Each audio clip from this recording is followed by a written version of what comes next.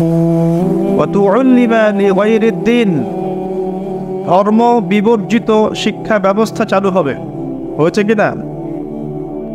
মানুষ জ্ঞান অর্জন করবে, কিন্তু জ্ঞান অর্জনের উদ্দেশ্য হবে দুনিয়া। দিন ধর্ম বিবর্জিত শিক্ষা ব্যবস্থা চালু করা হবে। নবীজি আগেই বলেছেন সাল্লাল্লাহু আলাইহি ওয়াসাল্লাম, নবীজি বলছেন যে আতা আর-রাজুলু ইমরাতাহ, পরিবারের স্বামী বা কর্তা সে পরিবারের স্ত্রীর আঁচল ধরে থাকবে, তার আনুগত্য করবে। ওয়া আক্কা উম্মা, এবং তার মাকে, মায়ের সাথে দুর্ব্যবহার করবে, মায়ের হক আদায় করবে না। এমনটা হচ্ছে কিনা? নবীজি বলছেন ওয়াদনা সাদিকা, মানুষ তার বন্ধু বান্ধবীদেরকে কাছে টেনে নিবে। ওয়া আকসা আবাহ, এবং তার বাবাকে দূরে ঠেলে দিবে। এমনটা হচ্ছে কিনা? ওয়া শুরিবাতিল খুমর, এবং বেশি বেশি মাদকদ্রব্য সেবন করা হবে। হচ্ছে কিনা? এখনকার যুবকদের অন্যতম প্রধান সমস্যা কি বলেন? মাদকদ্রব্য নয় কি? মাদক। আর মাদকের চেয়ে একটা ভয়াবহ মাদক আছে, মাদকের চাইতেও একটা ভয়াবহ মাদক আছে, তার নাম হচ্ছে পর্নোগ্রাফি। তার নাম কি? পর্নোগ্রাফি, অশ্লীল ছবি দেখা। এটাও একটা মাদক। কারণ বর্তমান বিজ্ঞান বলছে যখন কোনো ব্যক্তি পর্নে আসক্ত হয় তখন তার মাথা থেকে ডোপামিন নির্গত হয়। কি বের হয়? ডোপামিন। আর যখন কোনো ব্যক্তি মাদকাসক্ত হয় তখনও তার মাথা থেকে ডোপামিনই বের হয়। এটা উত্তেজক, আপনাকে ওই বিষয়টার প্রতি উদ্বুদ্ধ করবে। তো নবী সাল্লাল্লাহু আলাইহি ওয়াসাল্লাম বলেছিলেন অনেক দিন আগেই, প্রায় 1400 বছর আগে, ওয়া শুরিবাতিল খুমর, বেশি বেশি মাদক দ্রব্য সেবন করা হবে। ওয়া যাহরাতিল কায়নাত ওয়াল মাআজিফ, এবং প্রচুর নর্তকী গায়িকার প্রচলন ঘটবে। ঘটেছে কিনা? ওয়াল মাআজিফ, এবং বাদ্যযন্ত্রের প্রচলন বেড়ে যাবে। বেড়েছে কিনা? নবীজি অন্য হাদিসে বলেছেন লা ইয়াশরাবান্না আন-নাস মিন হাযিহিল উম্মাল খামর ইউসাম্মুনাহা বিগাইরি ইসমিহা, এই উম্মতের এক অংশের মানুষ মাদকদ্রব্য সেবন করবে, কিন্তু তার নাম রাখবে ভিন্ন। মাদককে মাদক বলবে না, ভিন্ন নামে সম্বোধন করবে। নবীজি বলছেন ইউযাফু আলা রুউসিহিমুল মাআজিফ, মানুষের মাথার উপরে, মাথার কাছে বাদ্যযন্ত্র বাজতে থাকবে। এর ব্যাখ্যা আমরা বুঝতে পারতাম না, এখন বুঝতে পারি। মানুষের মাথার কাছে, কানের ভিতরে কেমন করে বাদ্যযন্ত্র বাজতে পারে? কিভাবে বাজতে পারে? এয়ারফোন, ব্লুটুথ, সবার কানে কানে, সবাই গান শুনছে, নাউযুবিল্লাহ। বাদ্যযন্ত্র কানের ভিতরে না? নবীজি 1400 বছর আগে বলে গেছেন ইউযাফু আলা রুউসিহিম বিল মাআজিফ, মাথার উপরে, এখানে কানের কাছে, মাথার উপরে বাদ্যযন্ত্র বাজতে থাকবে। নবীজি বলছেন ওয়া যাহরাতিল কায়নাত, এই যে গায়িকা নর্তকী, গায়িকা নর্তকীদের সংখ্যা বাড়তে থাকবে। ওয়াল মাআজিফ, বাদ্যযন্ত্র বাড়তে থাকবে। ওয়াল মুগান্নিয়াত, এবং গান গায় যে মহিলা, এদের সংখ্যা বাড়তে থাকবে। বাড়ছে কিনা? বাড়ছে। নবীজি আরো বলেছেন ওয়ালাআনা আখির হাযিহিল উম্মাহ উলাহা, এই উম্মতের শেষের দিকের মানুষেরা প্রথম দিকের মানুষদেরকে গালিগালাজ করবে। করছে কিনা? শেষের দিকের মানুষেরা প্রথম দিকের মানুষদেরকে গালিগালাজ করবে, বলবে ইসলাম তো ওই যুগে চলতো, এই যুগে চলে না। ইসলাম তো ওই যে সেকেলে ধর্ম, মধ্যযুগীয়, বর্বর। এই কথাগুলো শোনেন কিনা? উম্মতের শেষের দিকের লোকেরা প্রথম দিকের মানুষদেরকে গালিগালাজ করবে। নবীজি আরো বলছেন যে ওয়াসাদা কাবিলুহু ফাসিকুহুম, একটা কওমের সর্দার হবে ওই কওমের সবচেয়ে ফাসিক ব্যক্তি। নাউযুবিল্লাহ। এমনটা হয় কিনা? একটা কওমকে নেতৃত্ব দিবে সেই কওমের সবচেয়ে ফাসিক ব্যক্তি। ফাসিক কে? কে ফাসিক? আল্লাহ পাক ইবলিস সম্পর্কে বলছেন যে ইবলিস আদমকে সিজদা করলো না, সূরা কাহফের মধ্যে। وَإِذْ قُلْنَا لِلْمَلَائِكَةِ اسْجُدُوا لِآدَمَ فَسَجَدُوا إِلَّا إِبْلِيسَ, আমি যখন ফেরেশতাদেরকে বললাম যে আদমকে সিজদা করো, সবাই সিজদা করলো, ইবলিস করলো না। ফাফাসাকা আন আমরি রব্বি, সে তার রবের আদেশের সাথে ফাসেকি করবে, মানে রবের আদেশ মেনে না চলাটাই ফাসেকি। আর নবীজি বলছেন ওয়াসাদা কাবীরুহুম ফাসিকুহুম, একটা কওমের নেতৃত্ব দিবে ফাসেক ব্যক্তি, যে আল্লাহ পাকের হুকুম আহকামের পরোয়া করবে না। ওয়াকানা যাঈমুল কওমি আরযালাহুম, সমাজের সবচেয়ে নিকৃষ্ট মানুষকে কর্তৃত্বের আসন দেওয়া হয়। এগুলো হচ্ছে কি না সমাজের মতো? আরো বলছেন ওয়াজাহরাতিল আসওয়াতু ফিল মাসাজিদ, মসজিদগুলোর মধ্যে শোরগোল হট্টগোল বেড়ে যাবে, যাচ্ছে কি না? যখন এমন হবে নবীজি বলছেন ইয়াখসিফুল্লাহু বিহিমুল আরদ, আল্লাহ রাব্বুল আলামিন ওই সম্প্রদায়কে এই ভূমি সহ নিচে ধসিয়ে দিবেন বলে নাউজুবিল্লাহ। এখন ভূমিকম্প আসছে কি না? আরো বলছেন নবী সাল্লাল্লাহু আলাইহি ওয়াসাল্লাম ওয়ায়াজআলুল্লাহু মিনহুমুল কিরাদাতা ওয়াল খানাজির, আল্লাহ রাব্বুল আলামিন তাদের মধ্যে কিছু মানুষকে শুয়োর এবং বানর বানিয়ে দিবেন বলে নাউজুবিল্লাহ। আর মানুষ কিন্তু বাহ্যিকভাবে বানর হয় না, দেখা যায় ভিতর থেকে বানর হয়ে গেছে, ভিতর থেকেই বানর হয়ে গেছে। ভিতর থেকে বানর মানে কি? বানর হচ্ছে এমন প্রাণী যে পাবলিকলি জেনা করে, পাবলিকলি জেনা করে। বানরের স্বভাবটা আপনাকে বলছি, বানরের স্বভাব কি? প্রাইভেট লাইফ আর পাবলিক লাইফের পার্থক্য বানর বোঝে না। কোন কাজগুলো প্রাইভেট লাইফে করতে হয় আর কোন কাজগুলো পাবলিকলি করতে হয়, এই কমন সেন্সটা বানরের নাই। আমার কথা কি বুঝতে পারছেন? প্রাইভেট লাইফ মানে যে কাজগুলো আমরা ব্যক্তিগত জীবনে করি, গোপন কাজ। আর পাবলিক মানে যে পাবলিকলি আমরা সবাই বসে আছি এখন, পাবলিক লাইফ। তো প্রাইভেট লাইফ আর পাবলিক লাইফের পার্থক্যটা বানর বোঝে না। আর আল্লাহ পাক কি শাস্তি দিবেন? বানর বানিয়ে দিবেন। সত্যি সত্যি কি মানুষ এখনো বানর হয়েছে? কাউকে দেখেছেন যে মানুষ থেকে বানর হয়ে গেছে? এমন কি হয়েছে এখনো? শুধু সূরা বাকারা একটা দলিল আছে, শনিবারের সীমা লঙ্ঘন করার জন্যে আল্লাহ পাক বনু ইসরাইলদের একটা দলকে মানুষ থেকে বানর বানিয়ে দিয়েছেন। এই একটা দলিল কোরআনে পাওয়া যায়। এই উম্মতের মধ্যে কখনো শুনেছেন উম্মতে মুহাম্মাদের কোনো ব্যক্তি মানুষ থেকে বানর হয়ে গেছে? এটা হতে পারে মানুষ ভিতর থেকে বানর হয়ে যাবে, অর্থাৎ পাবলিক লাইফ আর প্রাইভেট লাইফের পার্থক্য বুঝতে পারবে না। এমনটা হচ্ছে কিনা?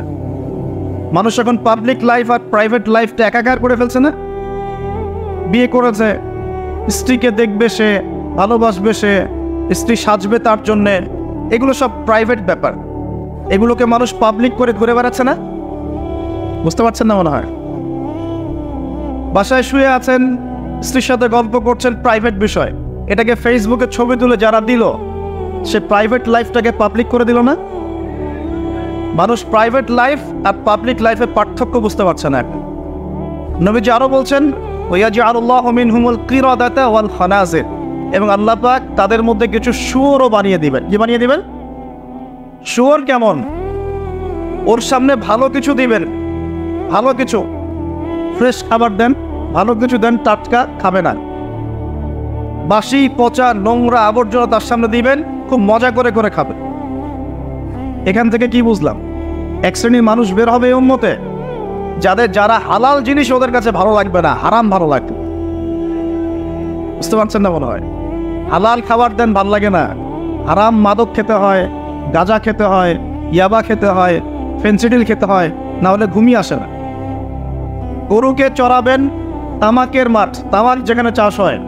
আমরা ওই যে বান্দরবন ওই এলাকার দিকে প্রোগ্রাম করতে গিয়ে দেখেছিলাম, মানে বিঘার পর বিঘা জমিতে খালি তামাক চাষ হচ্ছে, তামাক। ওই জমিগুলোর মধ্যে গরু ছাগল চড়ে না, কারণ গরু ছাগলও জানে যে এগুলো খাওয়ার জিনিস না। বুঝতে পারছেন কথা? কিন্তু মানুষ গোগ্রাসে খাচ্ছে, ডলছে, খাচ্ছে, টানছে। শুয়োর কেমন প্রাণী? যার সামনে ভালো কিছু দিলে সে খাবে না, খারাপটা দিলে আপনি খাবে। হালাল ভালো লাগছে না, হারাম ভালো লাগছে। আল্লাহ পর্দাকে হালাল করেছেন, পর্দা ভালো লাগে না, বেপর্দামি ভালো লাগে। আল্লাহ পাক, আল্লাহ রাব্বুল আলামিন ইসলাম নাজিল করেছেন, কোরআন সুন্নাহ ভালো লাগে না। মানব রচিত ধর্ম ভালো লাগে, মানব রচিত বিধান ভালো লাগে। আল্লাহ রাব্বুল আলামিন হালাল খাবার দিয়েছেন, ভালো লাগছে না, খাবারটাকে ম্যানুফ্যাকচার করে ভেজাল দিয়ে খাওয়াতে হবে। আল্লাহ পাক দিয়েছেন পবিত্র সম্পর্ক, পবিত্র সম্পর্ক ভালো লাগে না, অপবিত্র জেনা ভালো লাগে। আল্লাহ পাক দিয়েছেন পবিত্র বৈবাহিক সম্পর্ক, ভালো লাগে না, পরকীয়া ভালো লাগে, জেনা ভালো লাগে, পতিতাবৃত্তি করতে ভালো লাগে। এটা শুয়োরের স্বভাব। কার স্বভাব? এটাই হতে পারে সেই ব্যাখ্যা আল্লাহ পাক বলছেন, তার নবীর মাধ্যমে জানাচ্ছেন, আল্লাহ পাক এই উম্মতের কিছু মানুষকে বানর বানিয়ে দিবেন, আবার শুয়োর বানিয়ে দিবেন। ভিতর থেকে বানর আর শুয়োর হয়ে যাচ্ছে মানুষ। আর এখন এগুলোই শেখানো হয় যে আমাদের পূর্বপুরুষকে নাকি মানব থেকে তৈরি করা হয়েছে। এই আকীদায় যে বিশ্বাস করে সে স্পষ্ট কাফের। যে এরকম কোন আকীদায় বিশ্বাস করবে সে স্পষ্ট কাফের, এবং তাকে কেউ কাফের মনে না করলেও সে কাফের। এখানে বড় বড় অনেক ওলামা কেরাম আছেন, আমি আসলে তাদের সামনে কথা বলতে লজ্জা বোধ করছি। আপনারা তাদের কাছ থেকে ফতোয়া জিজ্ঞাসা করেন। কেউ যদি বিশ্বাস করে যে আল্লাহ পাক মানুষকে নিজ হাতে আদম আলাইহিস সালামকে সৃষ্টি করেন নাই, বরং মানুষ বানর থেকে আস্তে আস্তে আস্তে আস্তে মানুষ হয়েছে, এই কথা যদি কেউ বিশ্বাস করে তাহলে সে ঈমান থাকবে না কুফরি হবে? ঈমান থাকবে? কোশ্চেন কালেও না। একজনকে চার্জ করা হচ্ছে। অবশ্যই এখানে একটা বিষয় আছে, এটা হয়তো সবাই ধরতে পারছে না। এখানে কিন্তু ইস্যু কয়েকটা আছে। একটা হচ্ছে বিবর্তনবাদ, একটা হচ্ছে ইতিহাস বিকৃতি, একটা হচ্ছে সমকামিতা শিক্ষা প্রদান করা, একটা হচ্ছে ইসলামিক যে মুভমেন্ট সেটাকে সবার সামনে নেগেটিভলি উপস্থাপন করা। এরকম কিছু ইস্যু কিন্তু উঠেছে। আমরা কিন্তু ব্যস্ত হয়ে আছি এই বানর আর মানুষ নিয়ে, তাই না? এখানে বানর আর মানুষটা মূল জিনিস না। এই পুরো জিনিসটার মূল বিষয়টা হচ্ছে এমন কিছু প্রবর্তন করার চেষ্টা করা হচ্ছে যেগুলোর উপরে যদি আমাদের প্রজন্ম 10, 20, 30 বছর পড়াশোনা করে, তাহলে 20 বছর পর একটা প্রজন্ম আসবে যারা আল্লাহকেই চিনবে না। এইটা উদ্দেশ্য ছিল, এটা উদ্দেশ্য। আরেকটা বড় উদ্দেশ্য হচ্ছে ইতিহাসকে বিকৃত করা। খেয়াল করে দেখবেন, ফরায়েজি আন্দোলন, হাজী মোহাম্মদ শরীয়তুল্লাহ, তিতুমির, এই যে ইংরেজ বিরোধী বিপ্লবে যারা সর্বোচ্চ নেতৃত্ব দিয়েছিলেন, আলহামদুলিল্লাহ, তাদের নামগুলো আস্তে আস্তে আস্তে আস্তে কিন্তু মুছে ফেলার চেষ্টা করা হচ্ছে। এবং এই জায়গায় কিন্তু এমন কিছু শাসনকে হাইলাইট করা হচ্ছে, যেমন সেন শাসন, খেয়াল করেন নাই? তাদেরকে হাইলাইট করার চেষ্টা করা হচ্ছে। এটা খুব ভালো ছিল। একটা জায়গায় দেখলাম লিখেছে ওইটা নাকি গণতান্ত্রিক ছিল। আমরা প্রশ্ন করতে চাই, ওই সময় গণতন্ত্র ছিল? সেন আর পাল বংশের সময় গণতন্ত্র বলে কিছু ছিল? কি দিয়ে মানুষকে কি শেখাচ্ছে আল্লাহ ভালো জানে।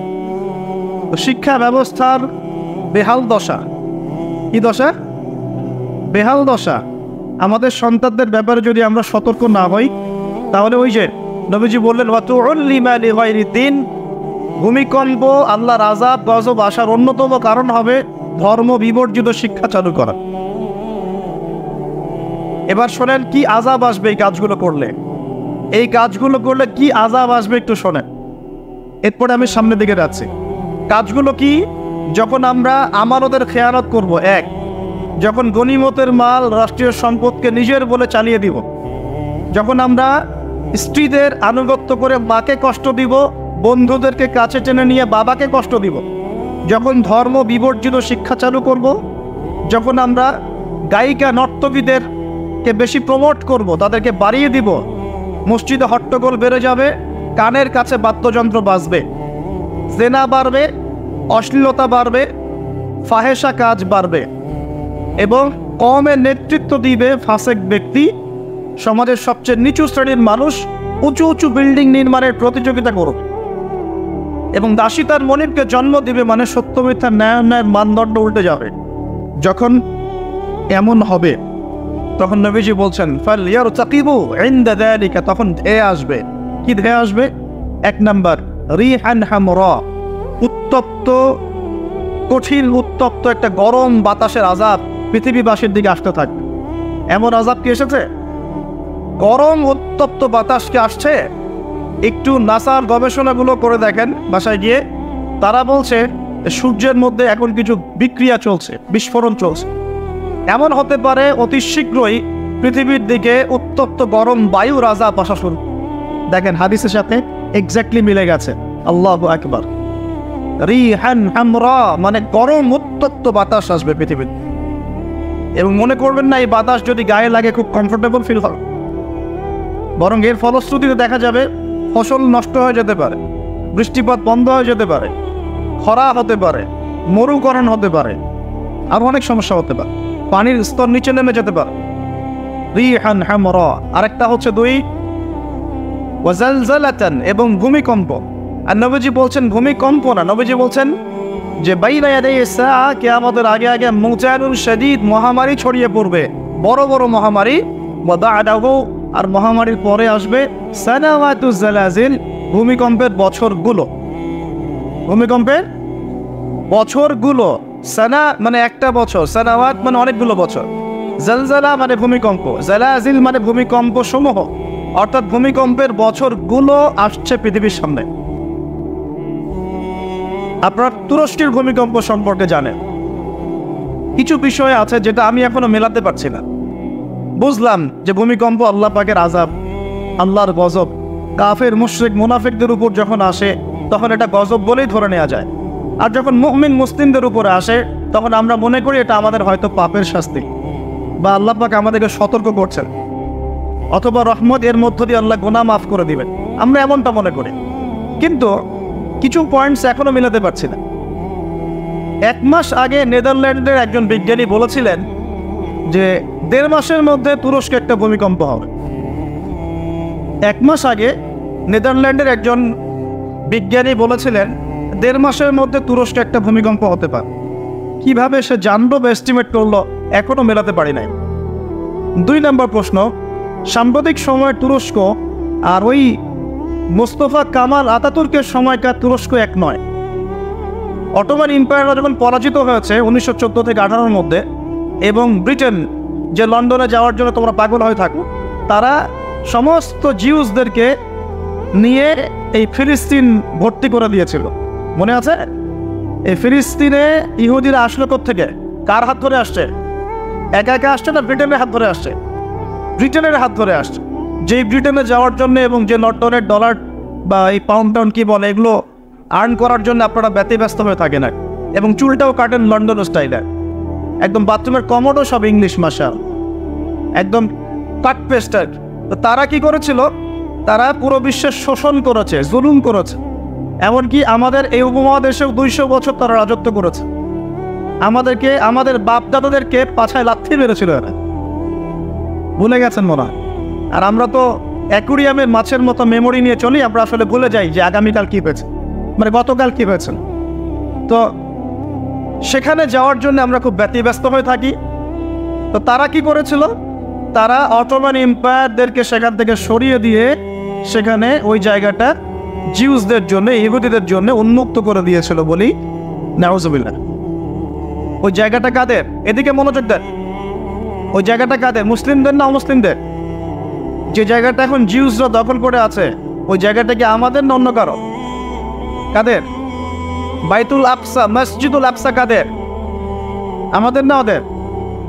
ওটা সরিয়ে ফেলার প্ল্যান হচ্ছে এখন। ওটা সরিয়ে ফেলে ওখানে টেম্পল নির্মাণ করা হবে। এসবের তো আমাদের খবর নাই। আমরা তো ওই যে বললাম না, উঠেন বসেন নিয়ে পড়ে আছে, চা খাওয়া, কফি খাওয়া, হ্যাঁ আমাদের এইগুলো, আমরা এগুলো নিয়ে পড়ে আছি। আল্লাহ আমাদেরকে বোঝার তৌফিক দান করুন। আর যারা দিনকে নিয়ে ফিকির করে তাদেরকে এখন কোণঠাসা করে রাখা হচ্ছে, তাই না? যারা দিনকে নিয়ে সত্যিকারে কিছু ফিকির করে তাদেরকেই জাতির সামনে আজকে খারাপভাবে উপস্থাপন করা হয়েছে। তবে আমি বলবো ধৈর্য ধরেন, কারণ ধৈর্যের চেয়ে উত্তম কোনো গুণ আল্লাহ কাউকে দেন নাই। ইনশাআল্লাহ তাআলা ফাইন্না মাআল উসরি ইউসরা, কষ্টের পরেই আসবে কি? স্বস্তি। ইন্না মাআল উসরি ইউসরা, আবারও বলছি কষ্টের পরেই আসবে কি? স্বস্তি। এটা আসবেই। যেটা বলছিলাম পয়েন্ট একটু খেয়াল করেন, তারা কিন্তু ইহুদিদেরকে জায়গা করে দিয়েছে জেরুজালেমে। ওই সময় অটোম্যানদেরকে পরাজিত করে ওরা একজনকে ক্ষমতায় বসিয়েছিল, তার নাম হচ্ছে মোস্তফা কামাল আতাতুর্ক, নাম শুনেছেন? সে যখন ক্ষমতায় এসেছিল তখন পুরো তুরস্কটাকে ইউরোপ বানিয়ে ফেলেছে। কীরকম? ওই যে রাস্তাঘাটে নগ্ন হয়ে মেয়েরা ঘুরে বেড়াচ্ছে, নামাজ বন্ধ, আজান বন্ধ, মাদ্রাসা বন্ধ, আজান যদি দিতেও হয় তাও আরবি ভাষায় না, তুর্কি ভাষায় দেওয়া লাগে।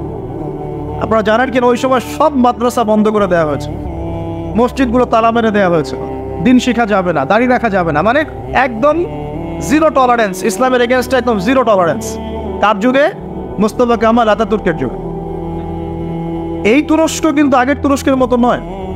বিগত 15 থেকে 20 বছরে সে কিন্তু মাশাআল্লাহ ইসলামের কল্যাণে কাজ করার চেষ্টা করছে। আমরা জানি সে ট্যাটোর মধ্যে আছে, আমরা জানি রাশিয়ার সাথে তার একটা বন্ড আছে, আমরা জানি যে সিরিয়া ওয়ারের মধ্যে সে কিছু ভূমিকা রেখেছে, অনেক নেগেটিভ বিষয় আছে, এটা আপনি বলতে পারেন, ঠিক আছে, আমি মানি, বিকজ আমি ওয়ার্ল্ড অ্যাফেয়ার্সের একজন ছাত্র। কিন্তু এটাও আপনাকে দেখতে হবে যে কোন জায়গা থেকে তিনি তুরস্ককে টেনে নিয়ে কোন জায়গায় আসার চেষ্টা করেছেন। তিনি নামাজ চালু করেছেন, মসজিদ উন্মুক্ত করেছেন, মাদ্রাসা শিক্ষা ব্যবস্থার উন্নয়ন করেছেন, ইসলামিক কালচার চালু করেছেন, এই যে সংস্কৃতি ছড়িয়ে দিয়ে ইসলামিক সংস্কৃতি ছড়িয়ে দেওয়ার চেষ্টা করছেন, অটোম্যানদের হারানো সেই গৌরব আবার ফিরিয়ে আনার চেষ্টা করছেন, এবং এই চেষ্টা ক্রমাগত অব্যাহত আছে কিন্তু। এবং জাতি তাকে কিন্তু খুব ভালোবাসে, জাতি কিন্তু তাকে খুব ভালোবাসে। এখন সাম্প্রতিক সময় যে ইস্যুটা হয়েছিল কোরআন পুড়িয়ে দেয়, এসব মনে আছে? কোন দেশ পুড়িয়ে দিয়েছিল? সুইডেন, মনে আছে? এই ইস্যুটা নিয়ে কিন্তু সবচেয়ে বেশি প্রতিবাদ করেছে যে রাষ্ট্রটা, তার নাম তুরস্ক। কথা বুঝতে পারছেন? শুধু তাই নয়, ওই ন্যাটোতে যোগদানকে কেন্দ্র করে ন্যাটোর সাথে তার একটা কনফ্লিক্ট চলছে। সুইডেন, ডেনমার্ক, ফিনল্যান্ড এরা যে ন্যাটোর কাছাকাছি আসতে যাচ্ছে, তুরস্ক ডিফিট করছে, না আসা যাবে না। এটা নিয়ে পশ্চিমাদের সাথে তার খুব বাকবিতণ্ডা চলছিল লাস্ট কয়েকদিন থেকে। আপনারা কি খবর দেখেন? আমার লেকচার বুঝতে পারছেন কি? আচ্ছা, বাকবিতণ্ডা চলছে পশ্চিমাদের সাথে। এবার আপনাকে কয়েকটা পয়েন্ট বলি। নেদারল্যান্ডের সেই বিজ্ঞানী কেমন করে বললো যে দেড় মাসের মধ্যে এটা হতে পারে, এক পয়েন্ট। দুই নাম্বার হচ্ছে এই কয়েকটা ইস্যুর পরে কোরআন পুড়িয়ে দেয় ইস্যু, তুরস্কের প্রতিবাদ, ন্যাটোর কনফ্লিক্ট ইত্যাদি, এই ইস্যুগুলোর মধ্য দিয়ে যখন উত্তপ্ত বাক বিনিময় হচ্ছে, তখন ব্রিটেন, জার্মানি আর ইউএসএ তারা বলে দিয়েছিল 7-10 দিন আগেই বলে দিয়েছিল যে আগামী 10 দিনের মধ্যে তুরস্কে একটা ভয়াবহ হামলা হতে পারে। কি হতে পারে? হামলা। তারা বলেছে সন্ত্রাসী হামলা হতে পারে। রাষ্ট্রমন্ত্রী ব্রিফ করছিলেন, দেখলাম তিনি বলছেন যে তারা বলছে আমাদের এখানে কিছু একটা হবে, কিন্তু কি হবে, কিভাবে হবে তারা বলছে না। এই পয়েন্টটা এখনো মিলাতে পারছি না। আর তৃতীয় পয়েন্ট আরো মারাত্মক। এই ভূমিকম্পের ঠিক 2 দিন আগে, 3 দিন আগে ওই 3টা কান্ট্রি তুরস্ক থেকে তাদের কনসুলেট, যে পররাষ্ট্র অধিদপ্তরগুলো থাকে, এগুলো গুটিয়ে চলে গেছে দেশে। তারা কেন 2 দিন আগে, 3 দিন আগে সব গুটিয়ে চলে গেল? তবে কি তারা কিছু জানতো? তবে কি এখানে কোনো কিন্তু আছে? থাকতেও পারে, থাকতে পারে। আমরা তো গায়েবের খবর জানি না, জানি গায়েবের খবর আমরা জানি না। তবে এই কয়েকটা প্রশ্ন মনের মধ্যে খুব দানা বাঁধছে যে কেন, যে পাপগুলোর কারণে এই জালজালা আসবে, নবীজি বললেন। এই যে পাপগুলো আপনাকে বললাম একটু আগে, যে পাপগুলোর কারণে জালজালা, ভূমিকম্পগুলো আসে, এই পাপ তো আমরাই সবচেয়ে বেশি করছি। তা আসা তো কথা আমার এখানে থাকে, বুঝতে পারছেন না মনে হয়? মাদকদ্রব্যের প্রচলন বাংলা মাটিতে বেশি না কম? কত বেশি? প্রচন্ড রকম বেশি। বেশি না? নগ্নতা, বেহায়াপনা বেশি না কম? গান বাজনা, বাদ্যযন্ত্র বেশি না কম? সংস্কৃতির দোহাই দিয়ে আমরা সবাইকে এগুলো শোনাচ্ছি কিনা? নগ্নতা, ব্লু ফিল্মস, পর্নোগ্রাফিতে আমরা কি পিছিয়ে নিয়ে এগিয়ে? করাপশন, দুর্নীতিতে আমরা কত নাম্বার? আজকে আসছি 12, আগে ছিল 13, আজকে হয়েছে 12। মাশাআল্লাহ, উন্নতি হয়েছে আমাদের। আচ্ছা, তারপরে এই যে আমানতের খেয়ানতে আমরা পটু না কম না বেশি? একটা হাতি উপর থেকে আস্তে আস্তে এখানে মাছি হয়ে যায় কিনা? একটা হাতি উপর থেকে আস্তে আস্তে মাছি হয়ে যায় কিনা? মানুষ সম্পদ লুটে পুটে খাচ্ছে কিনা? তো ভূমিকম্প আসার যে কারণগুলা, এগুলো তো আমরা ফার্স্ট। তাহলে ওখানে এত বড় আযাব কেন? এটা প্রশ্ন না? আল্লাহ পাক উত্তর ভালো জানেন। তবে হতে পারে এটা পুরো মুসলিমদের জন্য একটা শিক্ষা। যদি তোমরা সতর্ক না হও, তাহলে তোমাদের কাছেও কিন্তু এই আযাব আসবে। আর ওই বিজ্ঞানী, যে বিজ্ঞানীর কথা বললাম, তার ব্যাপারে আজকে রিসার্চ করতে গিয়ে দেখলাম সে আরও একটা নিউজ দিয়েছে। সে বলেছে যে খুব সাম্প্রতিক সময়ে, অদূর ভবিষ্যতে, সে বলছে যে চায়না, পাকিস্তান, বাংলাদেশ, আফগানিস্তান, এই পুরো কন্টিনেন্টে আরেকটা ভয়াবহ ভূমিকম্প হতে যাচ্ছে। দুটো প্রশ্ন করবো, সে কেমন করে এস্টিমেট করতে পারে আর তার কথা ফলতেছে কিভাবে। তবে সায়েন্স বলছে এবং কোরআন হাদিস থেকে আমরা এটাও দেখছি যে হ্যাঁ, ভূমিকম্প যে পাপের কারণে আসে এই পাপগুলো আমরা কিন্তু করছি, কম বেশি সবাই করছি। আর 2 নাম্বার হচ্ছে যে টেকটনিক প্লেটের কথাগুলো বলা হয় বা এই যে ফ্রন্ট লাইনগুলোর কথা বলা হয়, এগুলো কিন্তু আমাদের দেশ পাকিস্তান, আফগানিস্তান, চায়নার দিকে আছে, মায়ানমারের দিকে আছে। আর এটা হাদিস থেকে আমি জানি কিয়ামতের আগে আগে 3টা বড় বড় ভূমিকম্প হবে। কয়টা ভাই? 3টা। এই কিয়ামতের 10টা বড় আলামতের মধ্যে এই 3টা হচ্ছে অন্যতম। নবীজি বলেছেন একটা হচ্ছে পৃথিবীর পূর্ব দিকে যেখানে আমরা বসবাস করি, Bangladesh, Pakistan, Sri Lanka, India, Myanmar, Indonesia, Malaysia, পূর্ব দিক, এদিকে একটা ভূমিধস হবে। একটা হলো পৃথিবীর পশ্চিমে, মানে ওই যে পশ্চিমা সভ্যতা যেখানে যাওয়ার জন্য আপনি ব্যতিব্যস্ত হয়ে আছেন। আর 3 নাম্বার হচ্ছে পৃথিবীর মাঝখানে জাজিরাতুল আরবিয়া, আরাবিক পেনিনসুলার মধ্যে একটা ভূমিকম্প হতে পারে। এই 3টা হবেই, রাসূল সাল্লাল্লাহু আলাইহি ওয়াসাল্লাম বলেছেন। আর তিনি আরো বলে গেলেন যে বা'দাহু সালাওয়াতু জালাজিল, মহামারীর পরে আসবে ভূমিকম্পের বছরগুলো। এই পুরো বিষয়গুলো একত্রিত করলে আমাদের সচেতন হওয়ার দরকার আছে কি নাই? এখন কি আমরা সবাই 20-30 তলা বিল্ডিং বানানো শুরু করব? সচেতন মানে কি? আমরা কি আশ্রয় কেন্দ্র বেশি বেশি বানানো শুরু করব? আমরা আরো ওই যে কিছু কিছু সিমেন্টের অ্যাড দেখায়, এই সিমেন্টে বাড়ি বানালে ভূমিকম্পেও কাঁপবে না, এগুলো করবো আমরা? নাকি সর্বপ্রথম কি প্রয়োজন? আধ্যাত্মিক পবিত্রতা প্রয়োজন, তাসকিয়া প্রয়োজন। আল্লাহ পাক আমাদের সবাইকে তওবা করে ফিরে আসার তৌফিক দান। একই সাথে পশ্চিমাদের সমস্ত ষড়যন্ত্রের ব্যাপারে চোখ কান খোলা রাখার তৌফিক দান। দুটোই দরকার আছে, আছে কি নাই? দুটোই দরকার আছে। আপনারা বাসায় গিয়ে একটা প্রযুক্তি সম্পর্কে পড়াশোনা করেন, আমি আর কিছু বলে দিব না পাবলিকলি। প্রযুক্তিটার নাম হচ্ছে heart, HAARP, heart.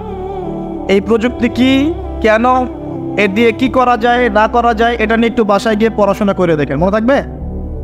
HAARP, heart, মনে থাকবে? একবারই গুগল সার্চ করে দেখে দেন, বাসায় গিয়ে পড়াশোনা করে কি জিনিস এটা, কি করা যায় এটা দিয়ে। আপনাকে বলে দেই, দাজ্জাল কিন্তু জলবায়ু নিয়ন্ত্রণ করাও শুরু করবে, কেন সে পুরো বিশ্বটা শাসন করবে।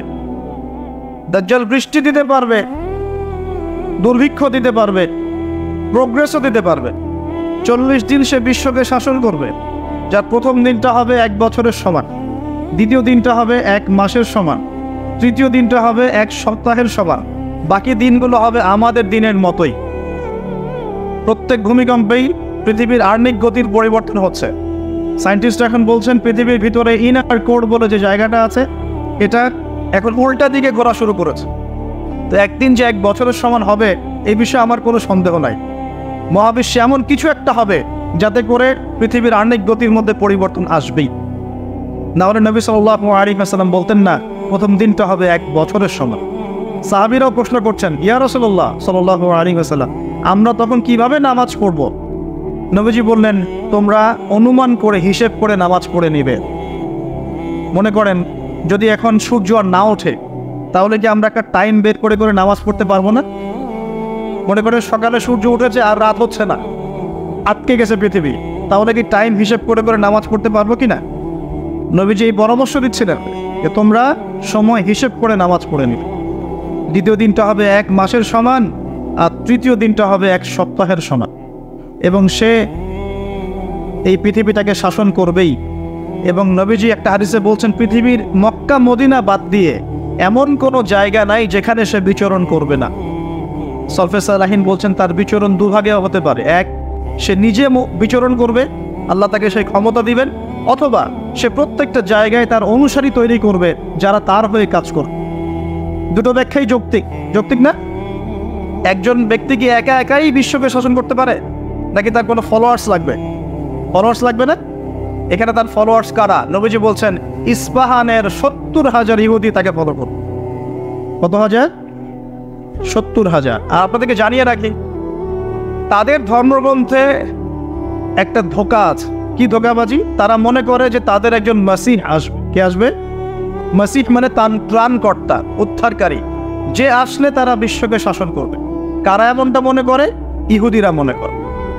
তারা মনে করে তাদের একজন মাসিহ আসবে, তারা যখন আসবে তখন তারা বিশ্বটাকে শাসন করা শুরু করবে। আস্তে আস্তে কি তারা বিশ্ব শাসন করছে কিনা বলেন? ধীরে ধীরে কি তারা বিশ্বের শাসন ক্ষমতার দিকে এসেছে কি আসে নাই? আসছে। যদি আপনি পড়াশোনা করেন তাহলে দেখবেন বিশ্বের বড় বড় ডিপার্টমেন্টগুলো, for example geopolitics, political system, economics, finance, media, প্রযুক্তি, এই যে বড় বড় ডিপার্টমেন্টগুলো আছে, এগুলো কিন্তু মোটামুটিভাবে তারা শাসন করা শুরু করেছে। শুধু প্রকাশ্যে এসে ঘোষণা দেওয়া বাকি আছে। এটাও অচিরেই হবে, এটা আমরা বিশ্বাস করি। কারণ এটা না আসা পর্যন্ত তো ঈসা আলাইহিস সালাম আসছেন না। দাজ্জাল যখন শাসন না করছেন তার আগ পর্যন্ত কিন্তু ঈসা আলাইহিস সালাম পৃথিবীতে আসবেন না। দাজ্জালের শাসনকে ধসিয়ে দেওয়ার জন্যে, শেকড় থেকে উপড়ে ফেলার জন্যই আল্লাহ রাব্বুল আলামিন নবী ঈসা আলাইহিস সালামকে আবার পাঠাবেন ইনশাআল্লাহ। তার মানে সময়গুলো এদিকে যাবে।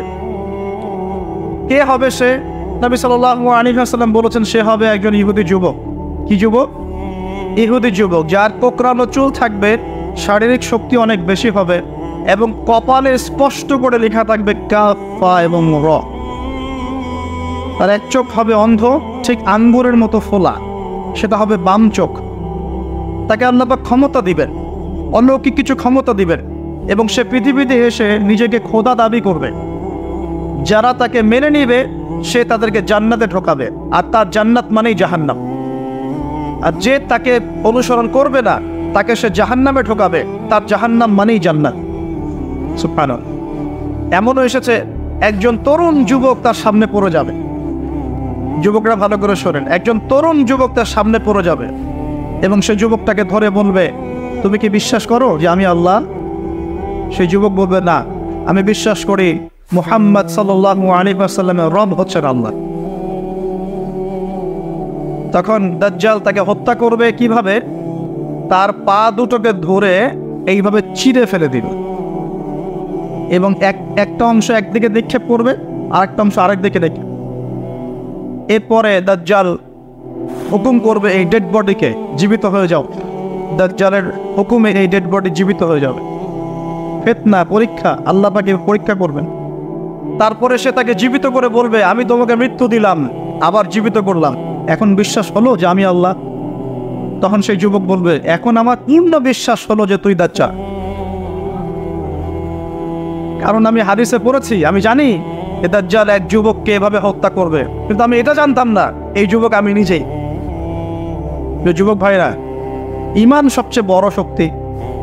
ঈমানই সবকিছু, আমলই সবকিছু, ইসলামই সবকিছু। আমরা যেগুলোর পিছনে ছুটছি, যে মেয়ে, গার্লফ্রেন্ড, পর্নোগ্রাফি, ফ্রি মিক্সিং, হয়তো কিছু সময় নষ্ট করা, মারামারির মধ্যে লিপ্ত হওয়া, কিশোর গ্যাং, ড্রাগ অ্যাডিকশন, এইগুলো সব ধোঁকাবাজি। এগুলো আপনাকে শান্তি দিবে না।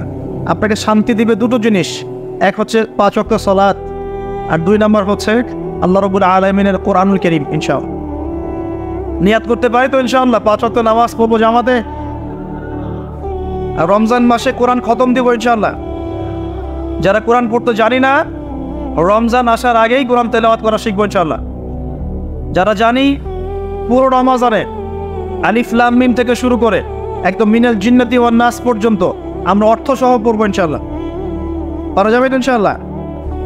ইন্নামাল আমালু বিন্নিয়াত, কাজের ফলাফল কিসের উপর? নিয়াতের উপর। নিয়াত করেন ইনশাআল্লাহ তাআলা, আল্লাহ রাব্বুল আলামিন আপনাকে তৌফিক দিবেন ইনশাআল্লাহ। রমজানে এত বেশি বাইরে বের হবেন না, মানুষের সাথে বেশি আড্ডাবাজি করবেন না, হয়তো গল্পে লিপ্ত হবেন না, টিভি, সিরিয়াল, ফেসবুক, ইউটিউব নিয়ে পড়ে থাকবেন না।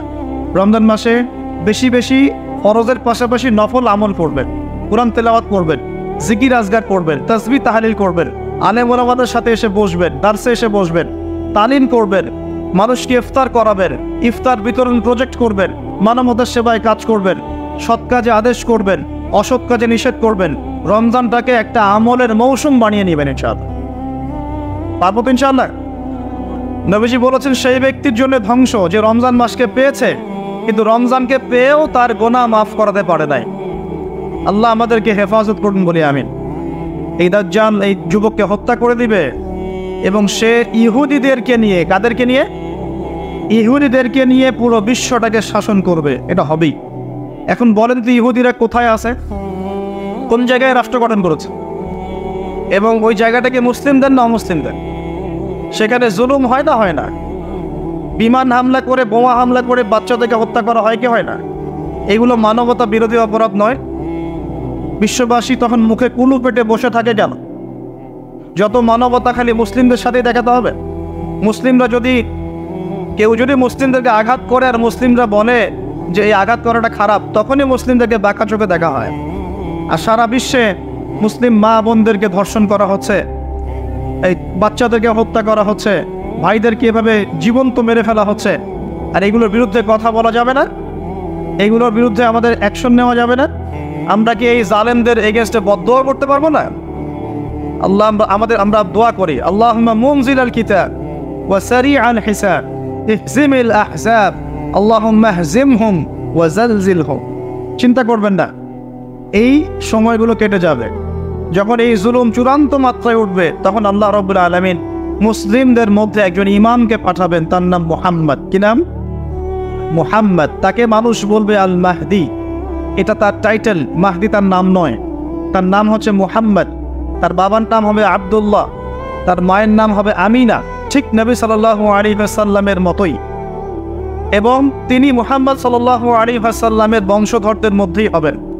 মাহাদি চট্টগ্রাম থেকে বের হবে না, মাহাদি বুয়েট থেকে বের হবে না। বাংলাদেশ থেকেও তো 2-4টা মাহাদি অলরেডি বের হয়ে গেছে, বের হয় নাই? আর মাহাদি আরবি ভাষায় কথা বলবে। কি ভাষায় কথা বলবে? পাঞ্জাবি ভাষায় কথা বলবে না। আমাদের পাঞ্জাব থেকে একটা মাহাদি বের হয়েছিল ইংরেজদের সময়, ব্রিটিশ আমলে। সে বলেছে আমি মাহাদি, আমি ঈসা, নাউজুবিল্লাহ। পরে দাবি করেছে সেই নবী। আর বাংলার মাটিতে এদের দাওয়াত এখন খুব জোরে জোরে চলছে। নাম দিয়েছে আহমদিয়া মুসলিম জামাত, নাম শুনেছেন নাকি? তাদের এই নেতা দাবি করেছিল সে মাহাদি, সেই ঈসা, নাউজুবিল্লাহ। তো মাহাদি আরবি ভাষায় কথা বলবে ভাই, আর মাহাদি হবেন আরব মায়ের সন্তান, পাঞ্জাবি মায়ের সন্তান না। পাঞ্জাবি ভাষায় কথা বলবে না, বাংলা ভাষায় কথা বলবে না। তিনি মদিনা থেকে আসবেন। কোত্থেকে? তিনি দায়িত্ব নিতে চাইবেন না, বরং পালিয়ে আসবেন মক্কায়। মানুষ তাকে জোর করে দায়িত্ব দিবে। আপনারা যারা হজ করেছেন, কাবা ঘরের এই যে তাওয়াফ তো করেছেন মাশাআল্লাহ, তাওয়াফ এবং এই যে আপনার মাকামে ইব্রাহিম, এর মাঝখানে ইমাম মাহাদিকে তারা পেয়ে যাবে এবং সেখানে তার হাতে বায়াত নেওয়া হবে এবং তিনি মুসলিমদেরকে ঐক্যবদ্ধ করে এই জুলুমের এগেনস্টে যুদ্ধ করবেন ইনশাআল্লাহ। বিশ্ব এখন অনেক কিছু দেখা বাকি আছে, হতাশ হবেন না। বিশ্বে এখন অনেক কিছু ঘটা বাকি আছে। মহামারী হয়েছে, জালজালা হবে, আল্লাহ পাকের আযাব গজবগুলো আসবে, নৈতিকতার অবক্ষয় হবে, জুলুম বাড়বে, ঘরে ঘরে ফিতনা ছড়িয়ে পড়বে। এর মধ্যেও আসহাবুল কাহাফের মতো কিছু মানুষ ঈমানও ধরে রাখবে ইনশাআল্লাহ। আল্লাহ পাক যাদেরকে দিয়ে কাজ নেবেন, আল্লাহ পাক তাদেরকে তৈরি করবেন। নতুন প্রজন্ম আল্লাহ পাক নিয়ে আসবেন। কোরআনকে কেউ মিটিয়ে ফেলতে পারবেন না, সুন্নতকে কেউ মিটিয়ে ফেলতে পারবে না। এটা পৃথিবীতে থাকবেই ইনশাআল্লাহ। প্রত্যেক দেশে দেশে, জেলায়, থানায়, প্রত্যেকটা জায়গায় আল্লাহ ভীরু কিছু মানুষ থাকবে ইনশাআল্লাহ। আল্লাহ পাক তাদের অন্তরের মধ্যে গায়েবী একটা মিল বন্ধন দিয়ে দিবে ইনশাআল্লাহ। এভাবে চলতে থাকবে সময়। যখন ইমামুল মাহদি আসবেন, তখন বিশ্বে যুদ্ধ বিগ্রহ চলতে থাকবে, অনেক ব্যাপক যুদ্ধ চলতে থাকবে। তখন ইমামুল মাহদি মুসলিমদেরকে নিয়ে এই যে জালেম শক্তির বিরুদ্ধে যুদ্ধ করে ওই জায়গা স্বাধীন করবে ইনশাআল্লাহ। কিন্তু তারপরেও দাজ্জালকে হত্যা করা যাবে না। দাজ্জাল খুবই শক্তিশালী হবে এবং তার অনুসারীরা হবে প্রচণ্ড শক্তিশালী। তখন আল্লাহ রাব্বুল আলামিন এই মিথ্যা মাসিহকে মেরে ফেলার জন্যে আল্লাহ পাক আসমান থেকে সত্য মাসিহ ঈসা আলাইহিস সালামকে আবার পাঠাবেন। বলেন সুবহানাল্লাহ। ওয়ামা কাতালুহু ওয়ামা সালাবুহু, তারা তাকে হত্যাও করে নাই, ক্রুশবিদ্ধও করে নাই। বাল রাফাআহু আল্লাহু ইলাইহি, বরং আল্লাহ পাক তাকে তার দিকে উঠিয়ে নিয়েছেন। সুবহানাল্লাহ। তিনি কোথায় আসবেন? তিনি সিরিয়াতে নামবেন। কোথায়? সিরিয়ায়। এই যে টার্কি এবং সিরিয়ার জায়গায় যেখানে ভূমিকম্প হলো, সবাই তুরস্ক নিয়ে অনেক বেশি ব্যস্ত, কিন্তু সিরিয়াতে কিন্তু অনেক ক্ষতি হয়েছে, এদিকে মানুষ দেখছে না। আর সিরিয়ার মানুষদের কি যে দুর্ভোগ, কি যে দুর্দশা, এটা দেখার জন্য শুধু আল্লাহই আছেন, আমরা কেউই নাই। এটা দেখার জন্য শুধু আল্লাহ আছেন, আর কেউ নাই পাশে। এই 12-14 বছরের যুদ্ধ বিগ্রহে যা হয়েছে সিরিয়ার অবস্থা, ওইটাকে খেলার মাঠ পেয়েছে পশ্চিমারা। এই মাঠের মধ্যে তুরস্ক ঢুকে গিয়েছিল, এটাও একটা শাস্তি হতে পারে। ন্যাটোর সাথে ঢুকে সেও এখানে হামলা চালিয়েছে, এটাও হতে পারে। আল্লাহ ভালো জানেন। সিরিয়ার মাসলুম শিশুদেরকে আকাশের নিচে রাত কাটাতে হয়, 3 দিনে একবার খাবার পায় তারা। একই অবস্থা ইয়েমেনেও আছে। ইয়েমেনে যে বলা হয় যে 5 থেকে 6 লক্ষ মানুষ মারা গেছে বিগত গৃহযুদ্ধে 2010 সাল থেকে, আর সেখানে যতজন মানুষ মারা গেছে তার মধ্যে 60% হচ্ছে বাচ্চা। তো এই বাচ্চাদের কি দোষ ছিল? তারা কি জানতো শিয়া কাকে বলে, সুন্নি কাকে বলে? তারা কি জানে দুনিয়া কি আখেরাত কি? তারা কি জানে কোনটা হক কোনটা বাতিল? তারা তো জানে যে মায়ের বুকে দুধ খেতে হয়, দুধের বাচ্চাগুলো দুধ পায় না, মায়েরা দুধ দিতে পারে না, খাবার নাই, দুর্ভিক্ষ। এই সংকটের জন্য কে দায়ী? আল্লাহ না মানুষ? কে দায়ী? যাহারান ফাসাদু ফিল বাররি ওয়াল বাহরি বিমা কাসাবাত আইদিন নাস। আল্লাহ পাক বলছেন জলে স্থলে যে বিপর্যয়গুলো ছড়িয়ে পড়েছে এগুলো মানুষের হাতের কামাই। কার হাতের কামাই? মানুষের হাতের কামাই। একই অবস্থা ইরাকেও ছিল, মনে আছে? সাদ্দাম হোসেনের কাছে পারমাণবিক অস্ত্র আছে বলে কতটা কি করা হলো, করে লক্ষ লক্ষ মানুষকে মেরে ফেলা হলো। পরে বললো আমরা সরি, আসলে সেখানে কোনো অস্ত্র ছিল না, we are sorry for that. তারা বলে দিল আমরা এর জন্য সরি, ব্যাস লক্ষ লক্ষ মানুষের রক্তের ঋণ শোধ হয়ে গেল। আবু গারিব নামে একটা কারাগার ছিল, এখনো আছে। ওই কারাগারের মধ্যে মুসলিমদেরকে ঢুকিয়ে যে নির্মম নির্যাতন করা হতো আপনারা জানেন না। পাকিস্তানের একজন ডক্টর মহিলা, ওই যে উনি নিউরো মেডিসিন ডক্টর আফিয়া, উনাকে মনে হয় 10 থেকে 12 বছর ধরে নির্যাতন করা হয়েছে। আপনার বোনকে যদি একবার কেউ খারাপ নজরে তাকায় আপনার কেমন মনে হয়? আপনার মায়ের দিকে যদি কেউ একবার খারাপ নজরে তাকায়, একটা খারাপ মন্তব্য করে, আপনার কি মনে হয়? আপনার স্ত্রীকে যদি কেউ একটু গায়ে টাচ করে চলে যায়, শ্লীলতাহানি করে, টিস করে, আপনার কি মনে হবে?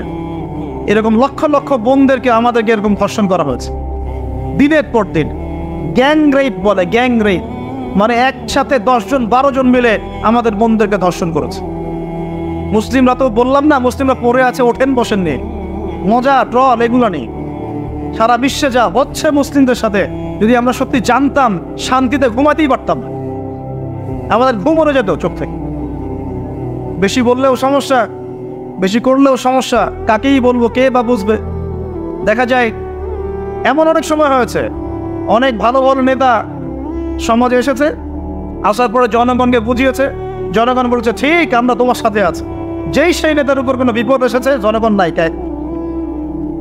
কাকে নিয়ে কি করবে না, কার সামনেই বা কি বলবো?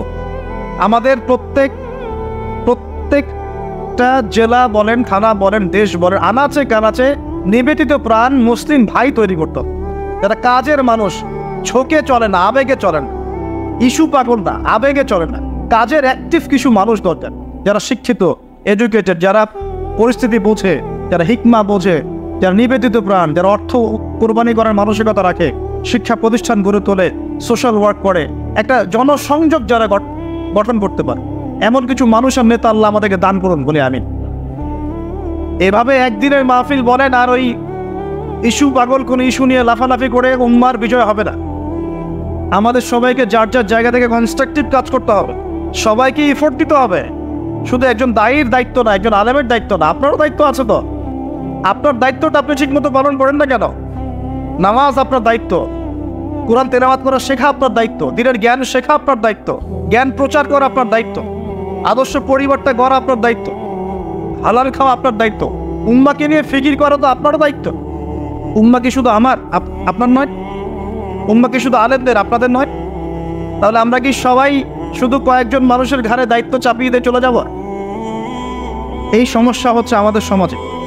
বিশ্বাস করেন, যদি সবাই একসাথে ঐক্যবদ্ধভাবে ঈমান ধরে রাখতে পারতাম, কোনোদিনও কোনো জালেমের সামনে আমাদেরকে মাথা নত করতে হতো।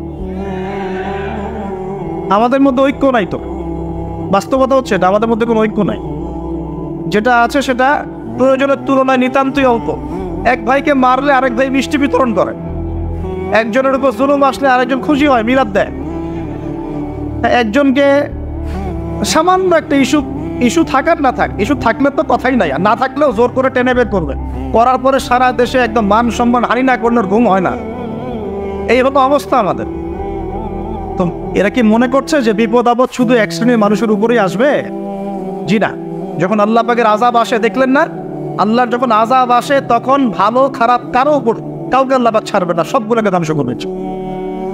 আল্লাহ পাক সূরা কোরআনেও বলেছেন ওয়াত্তাকু ফিতনাতান লা তুসিবান্নাল্লাযীনা যালামু মিনকুম খাসসা, তোমরা সেই ফিতনাকে ভয় করো, আল্লাহর সেই পরীক্ষাকে ভয় করো যা শুধু জালেমদের উপর খাস করে আসবে না, সবার উপরে আসবে। যদি আসমানি গজব জমিনের বালা আসে, শুধুমাত্র খারাপ ব্যক্তিদেরকে দেখে আসবে না, বরং সবার উপরেই চলে আসবে। আল্লাহ পাক আমাদেরকে বোঝার তৌফিক দান করুন। নবী সাল্লাল্লাহু আলাইহি ওয়াসাল্লাম একদিন ঘুম থেকে উঠে বলছেন লা ইলাহা ইল্লাল্লাহ লা ইলাহা ইল্লাল্লাহ ওয়াইলুল লিল আরব মিন শাররি ক্বাদ ইখতারা। তখন যায়েনাব বিনতে জাহাশ রাদিয়াল্লাহু আনহা বলছেন ইয়া রাসূলুল্লাহ আনুহলিকু ওয়া ফিনা সালিহুন, আমাদের মধ্যে সৎ মানুষ থাকা সত্ত্বেও কি আমরা ধ্বংস হয়ে যাব? তখন নবীজি বলছেন নাম, অবশ্যই ধ্বংস হবে। ইযা কাসরাতিল খাবাত, যখন অশ্লীলতা ছড়িয়ে পড়বে তখন আলেম জালেম সব ধ্বংস হয়ে যাবে। আল্লাহ পাক আমাদের সবাইকে হেফাজত করুন বলি আমিন। সামাজিক প্রতিরোধ গড়ে তোলেন, অন্যায়ের বিরুদ্ধে প্রতিবাদ করা শিখেন, সৎ কাজে আদেশ করেন, অন্যায় কাজে নিষেধ করেন, নিজের ব্যক্তিত্ব বজায় রাখেন, ইসলামকে হাসি ঠাট্টার পাত্র বানাবেন না, যার যার দায়িত্ব তার তার জায়গা থেকে পালন করেন। আপোষের মধ্যে অনেক রকম মতভেদ থাকতে পারে, সমস্ত মতভেদ ভুলেও আমরা এক জাতির ছাপ, সমস্ত মতভেদ ভুলে আমরা এক জাতির ছাপ। মনে করেন আমি সঠিক বিষয়ের উপর ছিলাম, সঠিক বিষয় থাকার পরেও মানুষ আমাকে খুব গালিগালাজ করল, তারপরেও যারা আমাকে গালিগালাজ করেছে উম্মার ঐক্যের স্বার্থে তাদের সাথে বসতেও রাজি আছি আমি। এরকম মানসিকতা থাকতে হবে, উম্মার ঐক্যের স্বার্থে, উম্মার কল্যাণের স্বার্থে। যে আপনাকে থাপ্পড় দিয়েছে ওর সাথেও চলতে হবে আপনাকে, কারণ উম্মা সবচেয়ে বড় বিষয়, আমার ব্যক্তি স্বার্থ বড় বিষয় না। কখনো কখনো বৃহত্তর স্বার্থে ক্ষুদ্রতর স্বার্থ বিসর্জন দিতে হয়। প্রিয় ভাইরা, এটা দাজ্জালীয় একটা সভ্যতার যুগ চলছে এখন, এই ফিতনাগুলো সব ঘরে ঘরে। এখন এখান থেকে যুবক ভাইদেরকে একটু বোঝাই প্লিজ, আমার দিকে দেখেন। দাজ্জাল খুব ভালো করেই জানে যে তার এই বিশ্ব শাসনের পথে বাধা হচ্ছে মুসলিমরা, কারা? আর সে খুব ভালো করেই জানে মুসলিমদের মধ্যে সবচেয়ে বেশি বাধা হচ্ছে যুব সমাজ। যদি যুব সমাজ আল্লাহর ঈমান এবং রাসূল সাল্লাল্লাহু আলাইহি ওয়াসাল্লামের আমল এই দুটোকে নিয়ে যদি তারা পথ চলতে পারে, তাহলে তাদেরকে প্রতিহত করা এত সহজ নয়। এটা কিন্তু দাজ্জাল খুব ভালো করে জানে, ঠিক এই, এবং তার অনুসারীরাও খুব ভালো করে জানে। এই কারণেই যুবকদেরকে আল্লাহর রাস্তা থেকে সরিয়ে ফেলার জন্য দাজ্জাল এবং তার অনুসারীরা কিছু ফাঁদ দিয়েছে আপনাকে, ট্র্যাপ। যুবক ভাই একটু ভালো করে শোনেন। প্রথম ট্র্যাপটা আপনাকে দিয়েছে, আপনাকে দুনিয়াতে আসার যে জীবনের লক্ষ্য উদ্দেশ্য, আল্লাহর ইবাদত করা, আল্লাহর দ্বীন প্রতিষ্ঠা করা, জান্নাতে যাওয়া, এখান থেকে সরিয়ে দিয়ে দুনিয়ার প্রতি মহব্বত দিয়ে দিয়েছে আপনার ভিতর, দুনিয়া আসক্তি আপনার মধ্যে দিয়ে দিয়েছে। সারাদিন চিন্তা, একটা চাকরি, একটা ব্যবসা, একটা বাড়ি, একটা গাড়ি, একটা স্ট্যাটাস, অলওয়েজ এই ফিকিরটা, এটাকে আমরা ইংরেজিতে বলি মেটেরিয়ালিজম বা বস্তুবাদিতা। এই বস্তুবাদিতা আপনার মধ্যে ঢুকিয়ে দেওয়া হয়েছে। খুব সতর্ক থাকবেন, 1 নম্বর। 2, আপনার সামনে নারীকে সহজলভ্য করে দেওয়া হয়েছে। মেয়ে নারী, এই নারী জাতিকে আপনার সামনে সহজলভ্য করে দেওয়া হয়েছে। অনলাইন অফলাইন যেখানেই যাবেন নগ্ন নারীকে আপনি সামনেই পাবেন। মাত্র 1000, 1500-2000 টাকা দিয়ে মানুষ জেনা করতে পারে, এখন রাত কাটাতে পারে, কেউ বাধা দেওয়ার নাই। কিন্তু যদি হালালভাবে বিয়ে করতে চান, পদে পদে বাধা পাবেন না? হালালভাবে বিয়ে করতে চাইলে পদে পদে বাধা পাচ্ছেন, কিন্তু জেনা করতে গেলে আপনাকে কেউ বাধা দিচ্ছে না। একটা ছেলে চাইলেই হোটেলে রাত কাটাতে পারে এখন, আর এখন ফ্রি মিক্সিং এর যুগ, আর ছেলে মেয়ের অবাধ মেলামেশা। বিয়ের আগেই দেখা যায় ছেলেরা মেয়েদের সাথ ভোগ করে, মেয়েরা ছেলেদের সাথ, এবং এই পরিসংখ্যান দিন দিন বাড়ছে বাংলার মাটিতে, বাড়ছে না? এটা আপনাকে আল্লাহর পথ থেকে সরিয়ে দেওয়ার জন্য মহিলাদেরকে অস্ত্র হিসেবে ইউজ করা হচ্ছে। খুব খেয়াল রাখবেন, আল্লাহ পাক বোঝার তৌফিক দান করুন। 3 নাম্বার, আপনার সামনে দারিদ্রতা, বেকারত্বের একটা হতাশা দিয়ে দেওয়া হয়েছে। দারিদ্রতা, আমার চাকরি হচ্ছে না, ক্যারিয়ার কি করবো, বেকার হয়ে থাকলাম, এইসব হতাশা আপনার মধ্যে ঢুকিয়ে দেওয়া হয়েছে। কোনো ক্ষেত্রে পরিবারগুলো আপনাকে হতাশ করে ফেলছে। এত টাকা পয়সা খরচ করলাম, টাকা পয়সা দিয়ে পড়ালাম, ডিগ্রি সার্টিফিকেট অর্জন করলি, এখনও চাকরি করতে পারিস না, কবে বড় হবে, নিজের পায়ে দাঁড়াবি, এই যে মানসিক চাপ, এগুলোতে কিন্তু যুব সমাজ আস্তে আস্তে আল্লাহর পথ থেকে সরে যায়, এবং এরপরে গিয়ে তারা মাদকের কাছে যায়। হতাশা, গার্লফ্রেন্ডের সাথে খারাপ সম্পর্ক, প্রিমিক্সিং অ্যাফেয়ার্স, জেনা, হ্যাঁ, মিউজিক, তারপরে পর্নোগ্রাফি, এগুলোতে আসক্ত হয়, এক পর্যায়ে গিয়ে মাদকের কাছে শান্তি খোঁজে। আর মাদক যখন আপনাকে পেয়ে বসবে, আপনি আপনার জীবন থেকে, জীবনের লক্ষ্য থেকে হারিয়ে যান, এবং দাজ্জাল এবং তার অনুসারী বিজয়ী হয়ে গেল, আমরা হেরে গেলাম। এরকম ধাপে ধাপে আপনার সামনে অনেকগুলো ট্র্যাপ দিয়ে দেওয়া হয়েছে। বেকারত্বের ট্র্যাপ, হতাশা, নারী, জীবনের লক্ষ্য থেকে সরিয়ে দেয়া, এবং সবচেয়ে বড় কথা এখন চলছে প্রিমিক্সিং আর পর্নোগ্রাফি। এগুলো দিয়ে আপনার ভিতরে নূর, ইমানের নূর আর তেজটাকে তারা নষ্ট করে দিয়েছে। এখন এটাকে রিগেইন করতে হলে কি করতে হবে প্রিয় ভাই? প্রথম কাজ হচ্ছে দুনিয়াকে তুচ্ছ মনে করার মানসিকতা তৈরি করতে। দুনিয়া ক্ষণস্থায়ী, তুচ্ছ। আমি এখানে থাকতে আসি নাই চিরদিন, এখানে আমার কিছু দায়িত্ব আছে। ওয়ামা খালাকতুল জিন্না ওয়াল ইনসা ইল্লা লিয়াবুদুন, এটা আমার দায়িত্ব। আর একটা দায়িত্ব হচ্ছে হুয়াল্লাযী আরসালা রাসূলাহু বিল হুদা ওয়া দীনিল হক লিইয়ুযহিরাহু আলা দীনি কুল্লি, এটা আমার দায়িত্ব। আমার দায়িত্ব আল্লাহর ইবাদত করা, আল্লাহর জমিনে আল্লাহর দ্বীনটাকে প্রতিষ্ঠা করা। এই দায়িত্ব পালন করতে গেলে আমাকে প্রথমে জ্ঞান অর্জন করতে হবে। অতএব যুবক ভাইদের প্রথম কাজ হচ্ছে দ্বীনের জ্ঞান অর্জন করা। কি করা ভাই? দ্বীনের জ্ঞান অর্জন করা। আপনি যে লাইনে পড়াশোনা করছেন করবেন, কিন্তু পাশাপাশি অবশ্যই দ্বীনের বেসিক ফান্ডামেন্টাল জ্ঞান অর্জন করতে হবে। পারা যাবে তো ইনশাআল্লাহ? এরপর বেশি বেশি নেক আমল করবেন, নবী সাল্লাল্লাহু আলাইহি ওয়াসাল্লামের সুন্নত মোতাবেক জীবনটা গড়ার চেষ্টা করেন। 2, 3 নাম্বার, হালাল খাওয়ার চেষ্টা করবেন, হারামের দিকে যাবেন না। ঠিক আছে? 4 নাম্বার, হালাল রিজিকের ব্যবস্থা হয়ে গেলে বিয়ে শাদী করে ফেলবেন, জেনার ধার কাছেও যাবেন না। হালাল রিজিকের সোর্স হয়ে গেলেই বিয়ে করে ফেলবেন। তারপরে আদর্শ পরিবার করবেন, আপনার সন্তানদেরকে মানুষ করবেন, এবং সবাইকেই কমসে কম পার্ট টাইম দাওয়াতি কাজ করতে হবে। সৎ কাজে আদেশ করবেন, অসৎ কাজে নিষেধ করবেন। ইনশাআল্লাহ আমাদের ঐক্যবদ্ধ প্রচেষ্টায় আল্লাহর জমিনে দিন আবার বিজয়ী হবে ইনশাআল্লাহ তাআলা। আল্লাহ রাব্বুল আলামিন আমাদের সবাইকে বর্তমান পরিস্থিতি বোঝার তৌফিক দান করুন। আল্লাহ পাকের আযাব গজব যে কারণে আসে, এই পাপগুলো থেকে দূরে থাকার তৌফিক দান। আল্লাহ রাব্বুল আলামিন মুসলিমদের মধ্যে ঐক্য আনার তৌফিক আমাদেরকে দান করুন, এবং বেশি বেশি নেক আমল করার তৌফিক দান করুন।